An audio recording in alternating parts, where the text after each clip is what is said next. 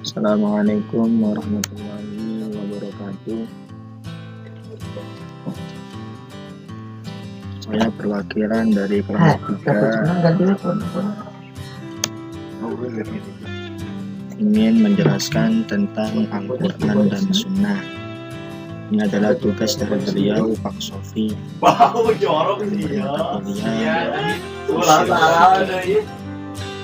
Sebelumnya kami ingin memperkenalkan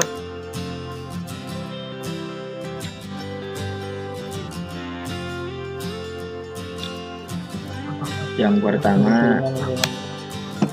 Ini terdapat waktu Bastul Biri yang NIM 2008 304 041. Yang kedua adalah Lisa Liza 2008 304 048. Yang ketiga adalah Lutfia Syekh 2008 304 040. Nah, kita lanjut ke materi. Di sini terdapat pengertian dari Al-Quran dan Sunnah. Ini sebagaimana yang saya jelaskan dalam video ini. Mengapa sih Al-Quran dan Sunnah itu dijadikan sumber hukum? Nah, dalam usul fikih metode untuk pengambilan hukum itu ada 4. Yang pertama adalah Al-Quran. Jika Al-Quran ditemukan, maka kita ke Sunnah. Nah, jika Sunnah ditemukan, ijma, mungkin ditemukan, atau qiyas. Dan ketika tidak ditemukan, maka kita dengan metode ijtihad. Ini yang pertama adalah Al-Quran. Apa sih pengertian dari Al-Quran itu sendiri? Al-Quran adalah firman Allah atau kalam Allah yang diturunkan ke hati Rasulullah SAW dengan perantara malaikat Jibril dengan menggunakan lafaz Arab dan makna yang pasti. Al-Quran itu mulai diturunkannya Al-Quran itu adalah di Makkah, tepatnya di Gua Hira pada tahun 611 dan berakhir di Madinah pada tahun 633 Masehi. Dalam jarak waktu kurang lebih itu adalah 22 tahun atau beberapa bulan. Dalam Al-Quran, ayat yang pertama diturunkan ini ada beberapa pendapat. Ada yang mengatakan surat Al-Mudaththir, ada yang mengatakan surat Al-Alaq.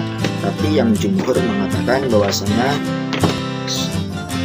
ayat yang pertama kali diturunkan itu adalah surat Al-Alaq, itu ayat 1 sampai 5.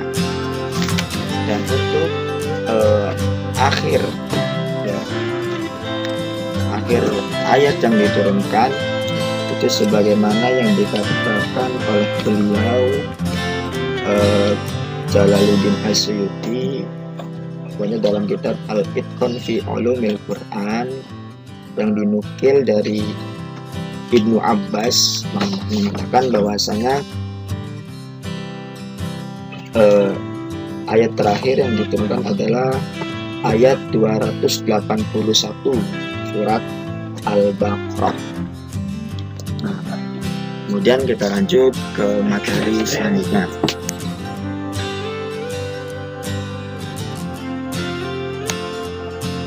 Ini ada pertanyaan, mengapa sih Al-Quran itu dijadikan sumber hukum?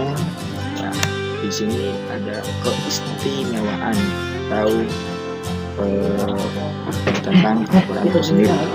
Yang pertama, karena di dalamnya itu terdapat undang-undang dan wajib bagi manusia, khususnya orang Islam itu sendiri, itu untuk mengikutinya.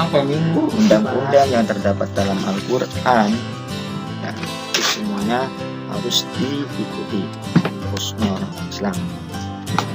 Kemudian asalnya Al-Quran itu dari Allah, kemudian dipindah ke manusia atau dipindah ke Nabi Muhammad dengan cara yang pasti, yaitu apa? Dengan perantara malaikat Jibril. sehingga tidak lagi dalam kebenarannya. Seperti dalam ayat Al-Quran surat Al-Hajr ayat 9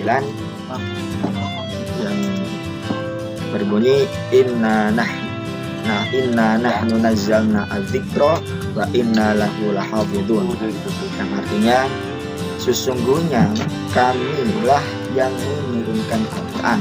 Kami di situ adalah kami Allah, dan sesungguhnya kami benar-benar memeliharanya. Kandungan pada ayat tersebut itu adalah pernyataan dari Allah dan jaminan atas kesucian dan keaslian dari Al-Quran itu, sehingga hari kiamat jika ada makhluk yang berusaha untuk mengubahnya, maka Allah pasti akan menurunkan pembenaran untuk membantah penyelewangan dari Al-Quran itu sendiri. Itu saking dijaganya. Kemudian yang ketiga, Al-Quran itu bersifat i'jaz. Nah, dalam artian i'jaz di situ ketidakmampuan bagi makhluknya. Nah, bagi manusia itu tidak ada yang mampu, bagi siapapun itu tidak ada yang mampu untuk membuat satu ayat dari Al-Quran, satu ayat ataupun satu surat, itu tidak ada yang bisa. Itu saking istimewanya dari Al-Quran. Kemudian yang selanjutnya, hukum yang terdapat dalam Al-Quran. Nah, sini ada 3 hukum.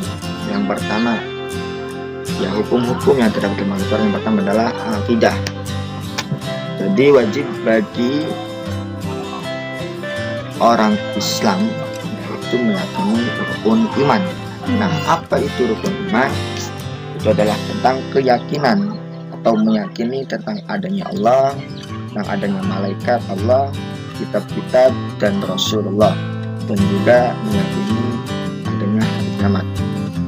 Kemudian yang nomor 2 hukumnya itu adalah terdapat akhlak. Akhlak itu adalah wajib berakhlak baik dan menjauhi akhlak yang jelek. Di situ berarti kita itu harus berperilaku akhlak yang baik. Kemudian yang ketiga ada hukum-hukum amaliyah.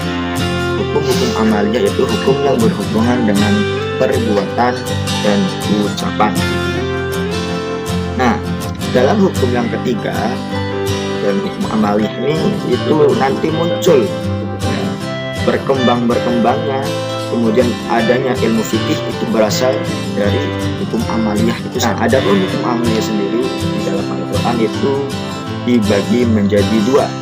Yang pertama adalah hukum masalah ibadah seperti hanya sholat, zakat, dan lain-lain yang berhubungan dengan Allah. Kemudian hukum yang kedua itu adalah hukum muamalah. Hukum muamalah itu adalah hukum-hukum yang berhubungan dengan manusia dengan manusia. Itu contohnya seperti hukum keluarga, hukum jual beli, dan lain sebagainya. Kemudian kita jelaskan tentang hadis dan sunnah. Di antara keduanya di sini ada perbedaan. Nah, hadis mempunyai pengertian sendiri dan sunnah mempunyai pengertian sendiri. Nah, hadis, tapi dalam usul fikih di sini yang dimaksud itu yang diambil adalah sunnah, yang diambil sebagai sumber dari hukum Islam itu. Kemudian di sini ada pengertian hadis. Hadis adalah sesuatu yang disandarkan kepada Nabi Muhammad SAW, baik berupa perkataan, perbuatan maupun penerapan dan pengakuannya. Nah, kemudian yang kedua adanya sunnah. Sunnah adalah sesuatu yang berhubungan dengan hukum yang telah dipraktekkan oleh Nabi Muhammad SAW yang patut diikuti dan dilaksanakan oleh umatnya. Nah, di sini jadi perbedaan antara keduanya adalah hadis ini masih mencakup umum. perkataan, perbuatan, atau yang lain-lainnya, itu dikatakan hadis. Tapi berbeda dengan sunnah itu sendiri. Sunnah itu lebih mengkhususkan tentang masalah hukum, ibadah, hukum kewajiban untuk melakukan sholat, kewajiban zakat, dan lain sebagainya. Maka dalam usul fikih yang saya akan terangkan itu adalah masalah sunnah. Ini sebagai sumber dari hukum Islam. Kemudian terdapat pertanyaan, mengapa sih sunnah itu dijadikan sumber hukum? Yang pertama, karena itu sudah ada di dalam nas Al-Quran untuk mengikuti dan taat kepada Rasulullah Sallallahu Alaihi Wasallam.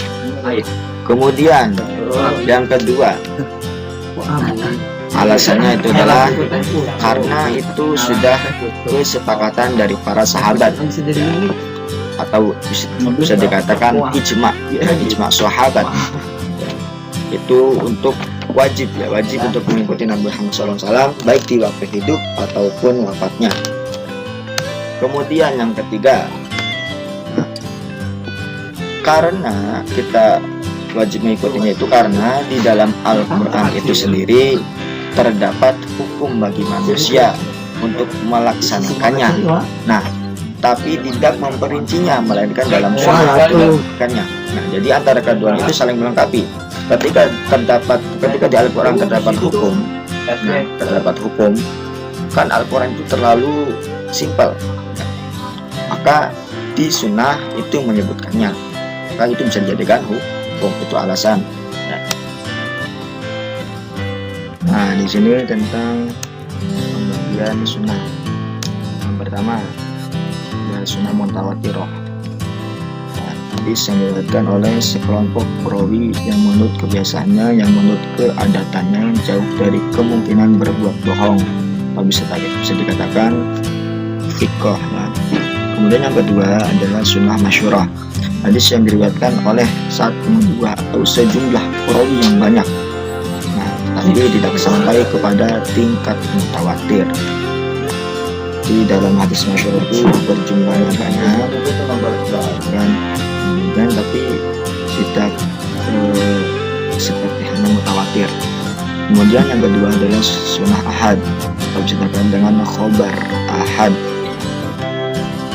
Hadis yang diriwayatkan oleh seorang perawi atau lebih, tetapi dalamnya itu tidak sampai ke batas hadis mutawatir dan hadis masyhurah. Melainkan berarti urutannya itu mutawatir, masyhur, dan ahad. Ahad itu lebih rendah dari masyhur itu. Kemudian yang terakhir ini terdapat kesimpulan dari yang tadi, disebutkan bahwa hukum Islam itu sangat berpengaruh dalam perbuatan seseorang, khususnya orang yang mukallaf. Kita itu harus memenuhi hukum Islam. Yang kedua, di antara kesepakatan ulama fikih dalam pengambilan dasar hukum adalah Al-Quran dan hadis. Yang keduanya memiliki hujjah yang kuat. Hujjah itu alasan.